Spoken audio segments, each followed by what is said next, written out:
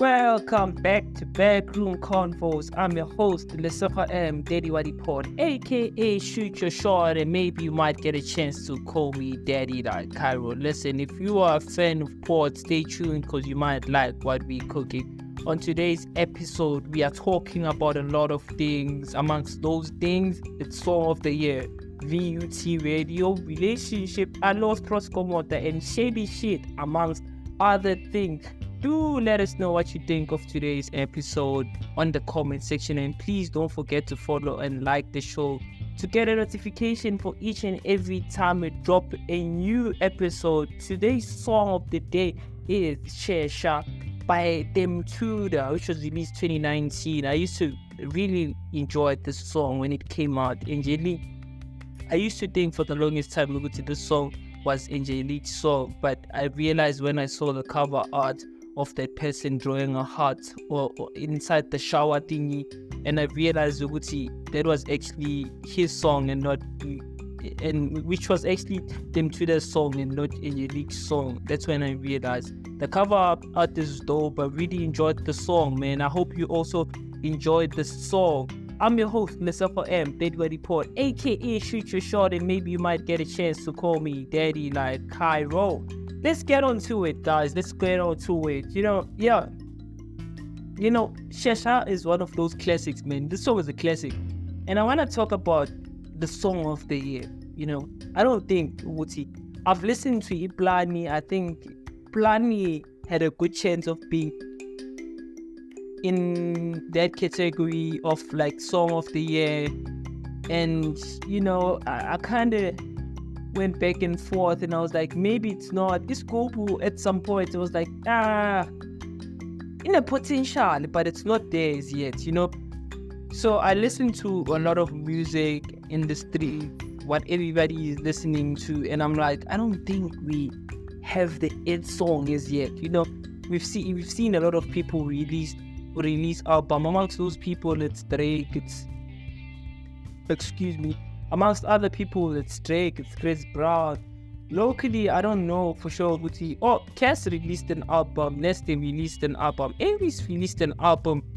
A lot of people released their body of work this year, but none of what I've heard at this point, I think, is worthy of or like being classified as song of the year. There's no joint at the moment that I'm listening to that I find it's the song of the year. I haven't reached that conclusion. Okay, and it's already November, by the way, and usually by this time, that's when we are warming up to the song of the year. That's when we are warming up. I don't know. I haven't gotten to a space where I'm like, oh, this is the song of the year. Do let us know what you think of my opinion in the comment section. I'm your host, Lesego M, Daddy Waddy Pod, aka Shoot Your Shot, and maybe you might get a chance to call me Daddy like Cairo, baby. It's another beautiful episode, man. After not releasing an episode on Friday, and I was supposed to release an episode, I remember I was supposed to talk about a lot of things, but that really passed, and that information is outdated. So we prepared a new script for you. The new day, it's a Monday, it's another day, another dollar. So I really enjoy doing this, man. On the weekend, man, Saturday, I was just chilling in the house during load shedding, and I was like, oh, let me just bump some FM, and while I was bumping some FM, I bumped into the VUT radio. It's a dope radio station. I don't remember the presenters pretty well. I don't know the names. Let me not say I don't remember. I don't know the names. But what I found interesting is that the person who was doing the drive time show at VUT radio, that guy reminded me so much of myself when I was doing like my 20th episode, if I'm not mistaken. I saw so much, and I'm like, I probably would do a better job than him, and like, not to say I'm not humble about everything, and it's just acknowledging the fact that I'm growing in this. The filler words that I used to use in the beginning, the guy was using, I saw myself in him. I was like, there's just a lot of growth that has to be done to do that. It's not easy, I know for sure. If you ask me about that, I do know it's not easy. So people might just assume that it's just listening to me speak out of thin air. There's actually prep that goes behind, pulling out a good show, and the content that really, people find valuable or interesting to engage with you, to have that. I think, it's a proper platform for someone who's really trying to get into the radio space. And at some point I was listening to it and I was like, man, it would be so dope for me to do a show in like VUT, given that I've grown so much, and for the fact that I'm thinking I can have a drive time show, given that I've had bro was doing this show, but I was like, I could do a better job at that, given the experience that I have now, and like seeking consistent growth and doing this show each and every day just keeps on improving, and I just keep on improving, So I saw a whole lot of that, and I'm like, well, I'm willing to bet on myself, If they can say, here's an open spot, we are bringing Lesego into it, we want him to host a show. Guys, I think I'm the person who's going to kill it. I'm going to kill it for sure. Like, not to say, I'm a danda head now, because I know, I'm like, well, when we have to speak, like, honestly, in terms of skill, pound for pound, who would you go for? Like, I'm betting on myself. It's not like, like people like Ankle Taps, those are legends, like they have that unique radio voice. Even people like Kutu Teledi, they do have like the radio voice. When you listen to them speak, you can say, but this person has a radio voice, More Flavor has the radio voice, Ankle Tap has the radio voice. Oh, Fresh has the radio voice. There's just a lot of people that have the radio voice, and Skomota also has the radio voice. And I'm like, ooh, and I think with that comes with having the voice, like having the skill of just talking. And I'm going back to the conversation that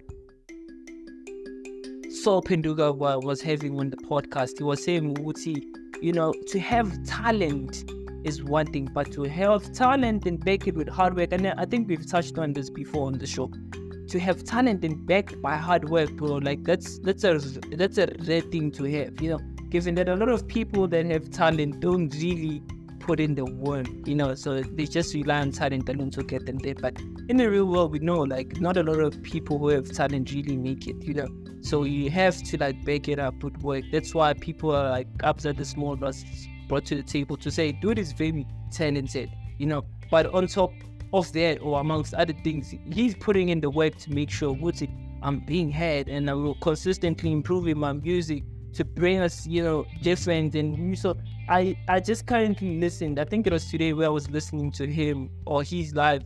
He was doing some Afrobeat stuff, and I'm like, ooh, like it's that type of drive or the inspiration behind the art. I'm just going to listen to other artists just to drive in inspiration to the work that I put out in the world. And shout out to Gabza, man. Do you think maybe Gabza is the one person who has maybe in the hard drive, one of his hard drive, he has the song of the year? Do let me know in the comment section what you think. I'm your boy, Lesego M, that what report, aka Shoot Your Shot, and maybe you might get a chance to call me Daddy like Cairo. Edit. Guys, I want us to talk a bit about Skomota and Shebeshxt, not even Shebeshxt. Shout out to Cassie, by the way. I saw like the performance in Propaganda was amazing. A lot of people were impressed, and they were saying, Cassie deserves his flowers. The performance was really amazing. I wasn't there, so I don't really have much to say about the performance that Casper pulled up. But I did see clips of people like Alostro performing there, and I was like, oh, this is interesting.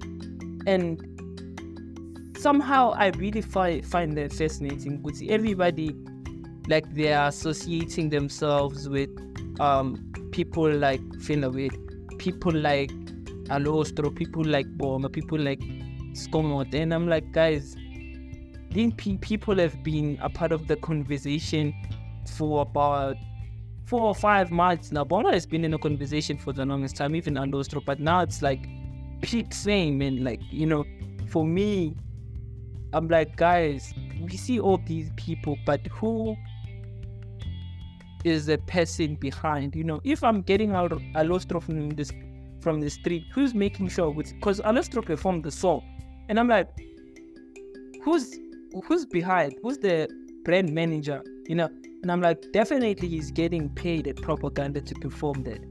So who's collecting the check for that? If Alostro is going back to the streets, who's the guy behind it? And I'm like, oh, I wonder who it is. Same applies with Bong, and I'm like, who's the guy behind that? And if this guy is going back on the streets, given the influence, the appearance that he's making, who's taking credit? Who's taking the bag out of that? Is there even a bag? Should we be talking about it? These guys are part of the conversation, and how are we making them by improving there? I know, like, Bonga has flopped in a lot of cases where people were trying to help him, but he still failed them, But I'm still saying, I feel it's still wrong for us to use them, or for the people that are behind them to use them and take all the bag. Like, I think there should be someone who's looking behind that and saying, who's doing this? Are they getting back? And if not, why are they not getting back? Because this is an appearance, and Skomota is big, and like the dance challenges, and he's relevant. Everybody's talking about him. And I'm just fascinated about them, and I'm like, oh, I just wonder who's behind that. Because if already artists that have like management, artists that banana shop, people like Skomota, I still feel there's just missing screws in their heads. I'm so sorry for that. I still feel they're not fine in the head. Like there's just something wrong. I lost through, like, Bonga, they're suffering, those people, and I'm like, So what about them? If people with the right minds are being robbed, what about those ones? And why don't we have laws, or do we need to have a conversation where we talk about like people like Skomota who are being exploited, for their fame and stuff, and because they are relevant, they are part of the conversation now, and they're doing all these things, the media appearances, club appearances. And also, as I said, he was performing in propaganda this previous weekend, and I'm like, who is behind? Which law protects them? And I do think we need to also dive more into this conversation and actually talk to some of the people who are experts in this. And I know I do have Tepa's contact details. Maybe we might get him. Maybe we might even get Boyki to indulge us, or like give us knowledge around how this thing works, or someone who's a manager or Anosto, and get them on the pod just to try and find out. But for those of you today, like I think I've done covering that segment of Alostro and Shebeshkt. Shebeshkt I was just bringing up because I had the song Iplani, and I was like, his remix is dope, and everybody's just keeps on praising them on the internet. But the remix is so dope, and I also think the remix is very much dope. It's nice, and once you share it, you never want to go back. Share down, man. Oh, man, like, I don't know what he says there, but I really enjoy that a lot. And I'm like, maybe they need to start talking about the remix. I think Jala Tutsi needs to think about maybe remix, which might potentially be the song of the year, if this is executed like in the right way, because already Iplan is just doing massive things, but just to have that extra push, it would mean a lot for the people that are behind that song, like, given that Shebeshkt is a part of the conversation at the moment. And I want us to talk a bit about Kim Porter, Cassie, and the Diddy case. I want us to talk a bit about that as well. So Jacko Wright, who's also a backup singer, who was actually allegedly, it's not alleged because I did see the picture, she was Jay-Z's backup singer. She did a lot of work with Diddy. Here's a lot of information or behind the scenes stories about Jay-Z, Diddy, and everything media, everything entertainment industry in Hollywood. Jacko was saying that, Diddy is very evil, and she's been like saying this from 2020, like COVID days. She's been saying, these people are evil, Diddy did that, like there's just been a lot of that from Jacko Wright. And since she lost his son, she did say, I have nothing to lose, I just lost my son, so I'm just going to take out every secret and put it out in the world and let you know the type of people these people are. They're not really what you think are, like referring to us. We don't know who these people are really, and she kept on saying a lot of, because I remember at some point I used to like watch some of the stuff she used to say on the internet. I'm like, oh, she's dropping a lot of things here, and some of them might not be true or true. Like, I don't have facts to back that, but now a video resurfaced of Jalcom, and given the Diddy case that just came, and he settled the lawsuit with Cassie, the R&B singer, and apparently there's more people coming out filing lawsuits against Diddy for rape and sexual assault. And I'm like, well, that video resurfaces now, talking about all the stuff that Diddy made then, and I want to talk more about it when we come back after the break. I'm your host, Lesego M, Diddy Report, aka Future Short, and maybe you might get a chance to call me Daddy like Carol. Let's meet after the break. Cheers.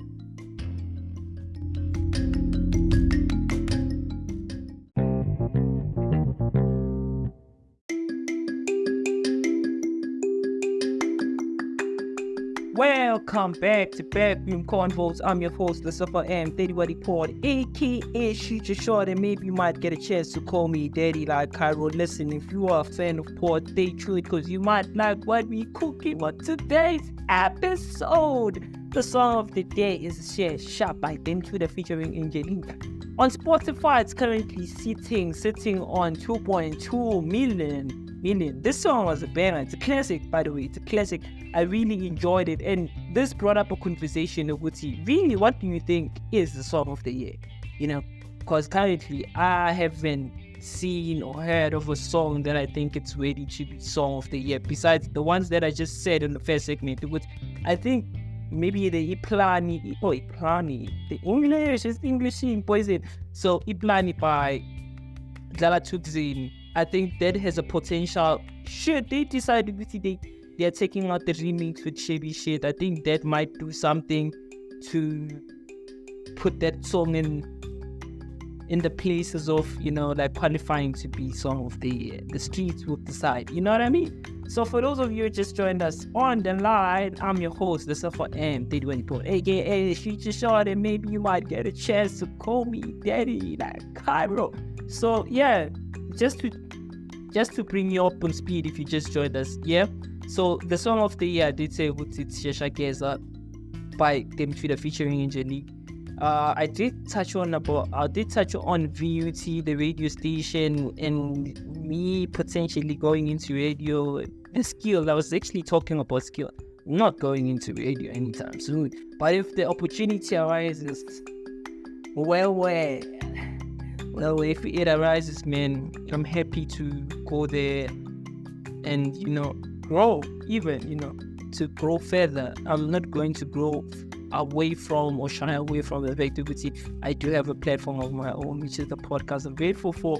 Now you can Google us and actually book. If you want to come to the show, you can actually go to Google and book us. You know what I mean?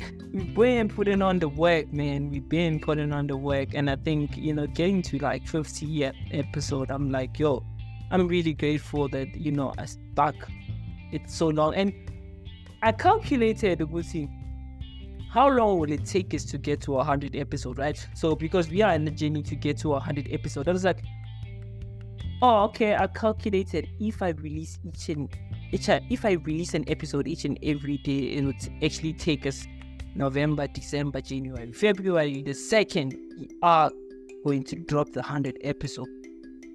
But because I fumbled on Friday and I did the calculations the night before, I realized that it's no longer the 2nd, but it will be the 3rd. And if the 2nd is Friday, it's not gonna be the 3rd, it's gonna be the 6th, because the 3rd, the 4th, the 5th, it's a Monday. So we might release the episode on Monday to celebrate the 100th episode. And offers have been made, I won't talk about it, but an offer has been made to come and record the first ever video episode. But I'm still hanging on it, I'm still, brainstorming ideas as how are we going to execute the right episode and who should be the guest. But do let me know of your suggestion as to who we should have, or if we need to bring some of the guests that we had in the podcast, some of the people we enjoyed. I know for sure I enjoyed having Hotel Mukoto amongst other individuals. There's just a lot. Kwezi Mazala, I also remember her. We had a lot of people, a lot of highlights. We also had Sandile, we also had there's just a lot. Oh, there's Uluya and Kabela as well. I still talk to a handful of those people, even Napo. Shout out to Napo as well. He's still in, I'm not sure if he's still in Thailand, but I know he's international. He's still international doing his thing. Shout out to him as well, man. Yeah, do let me know if we should have those people back, or you want to see some new faces, or we need to bring in those, like bring in the people that bring the fire. Tando is, the topic of every week. Tando is doing, I don't know, what's the mantra that she uses to be the subject of discussion of each and every week? I'm like, she's always trending. And unfortunately, sometimes it's good, sometimes it's bad. It comes with whatever it comes with, but there are benefits and losses to what they come with, obviously. But I'm like, oh, it would be great to have it Tando or Ghosty or Zingle in the pod. I'm like, only God knows at the end of the day. You know what I mean? Only God knows. But do let me know in the comment section on who you want to see on the podcast. And don't forget to follow, rate the show to get a notification for each and every time we release a new episode. Before we went on a break, we were talking about Kim Porter and Cassie. Just to bring it up on speed, I did say, Guti, people have been saying a lot of things about Diddy having a hand in Tupac's death and Biggie's death, and there's a lot that's been going on. And Jacko Wright seems to be someone who's aligning everything. Yes, this happened in this time frame. This happened even with the Aaliyah story. She even came out and spoke and said something about Aaliyah, that being a plan, Shandy's for her to pass on, to die. That was planned for her, and she was actually given pills to sleep, to pass out in the flight, so she doesn't see. There was just a lot of things that are being said about it, and I was like, oh snap!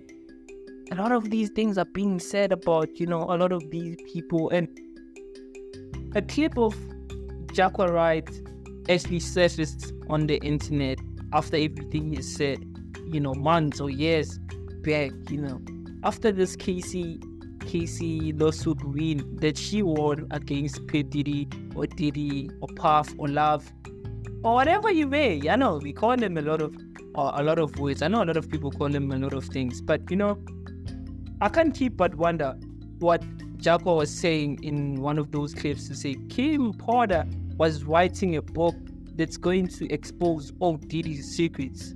This is like the big one. I'm giving you the big one. So she wrote a book that was exposing all Diddy's secrets, the people that he slept with, the guys he slept with, the women, the dodgy deals he did. There's just a lot that he said. Before the book came out, apparently, according to Jacko Wright, this is alleged. Everything I'm saying is alleged. So allegedly, there are pills that you can take that will play a role of maybe symptom of a heart attack, or they can fabricate a pill that can simulate that, this person just was killed by lung disease or lung cancer, or there's pills that are being made or genetically modified to do that to people. You take that and a couple days later you passed on, then doctors can't see anything. And there's just a lot of different reports that came out, people saying there's this report that said this and there's that report that said that. There's just a lot of mystery behind Kim Porter's death, and a lot of people say Diddy was behind it. He did find out about the book that Kim Porter was about to release and that's why he was behind the murder of Kim Porter.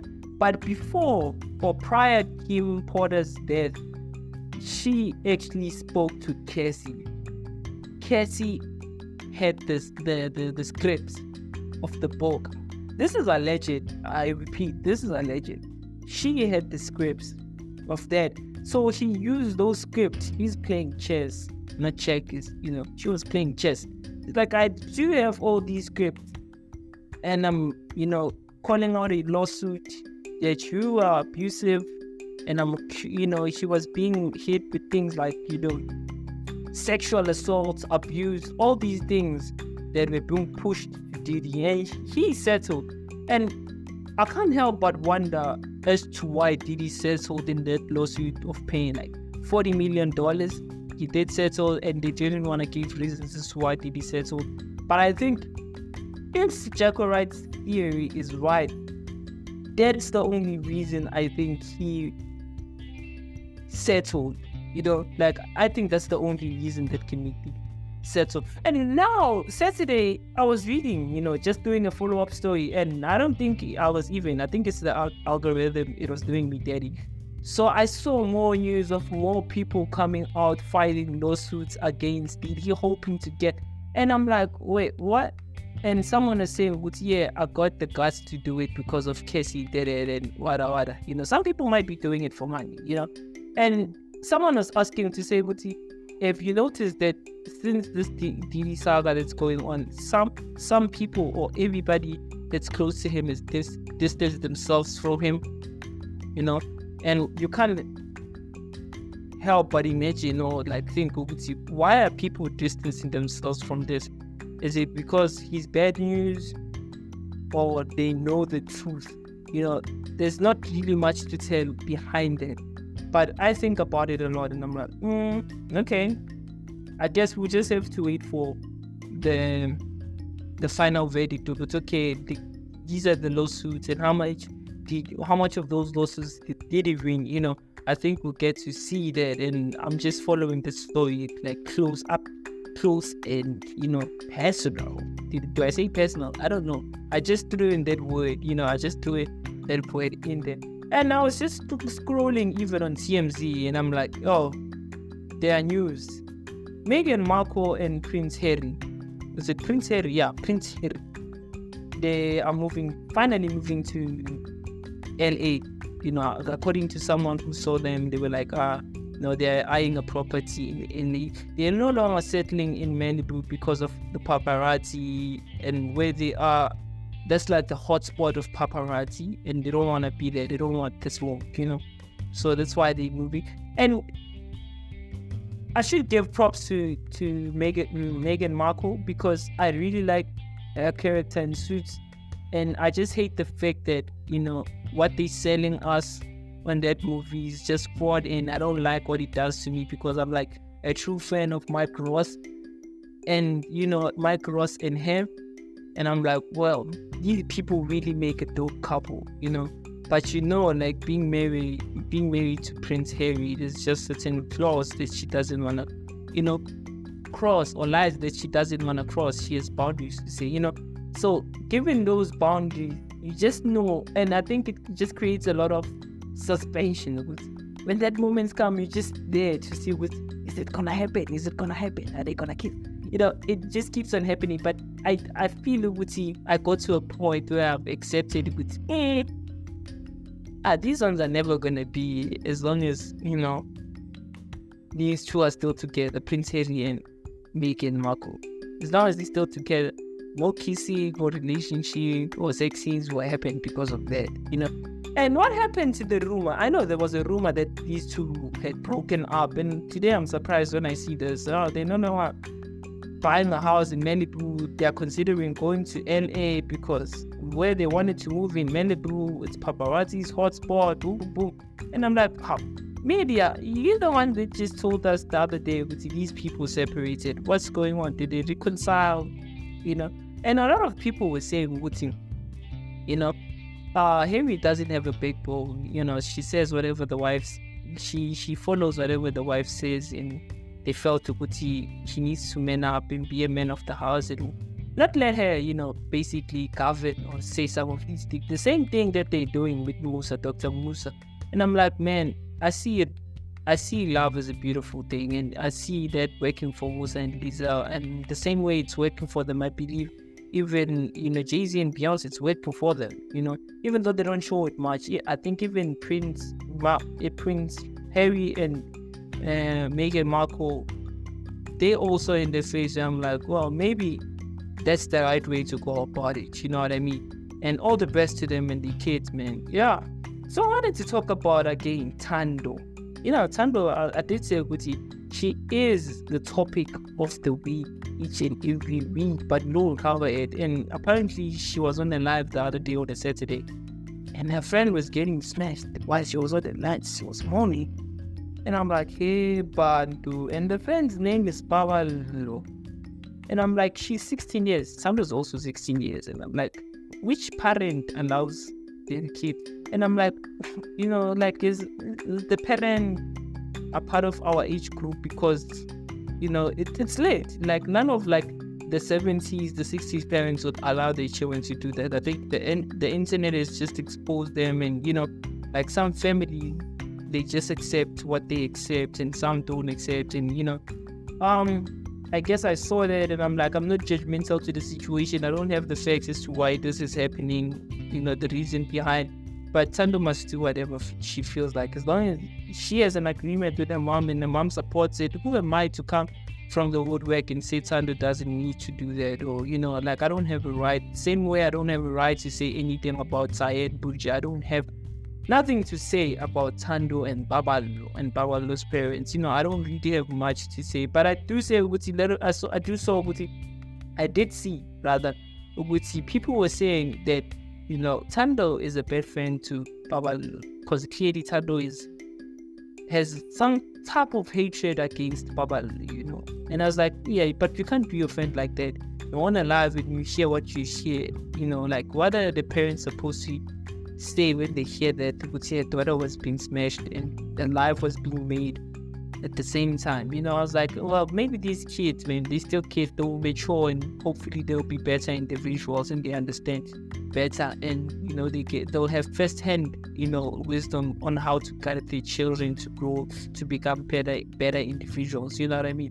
So yeah, I think we've reached the end of the episode of today, man. I did enjoy the episode of today. I really enjoyed talking to you guys. So the book of the day is Success Through a Positive Mental Attitude by Napoleon Hill. The book of the day is Success Through a Positive Mental Attitude by Napoleon Hill. I'm your host, Lesego M, Daddy Pod, aka Shoot Your Shot, and maybe you might get a chance to call me Daddy like Carol. Let's meet tomorrow on another amazing segment of Backroomconvo with Lesego M. Cheers.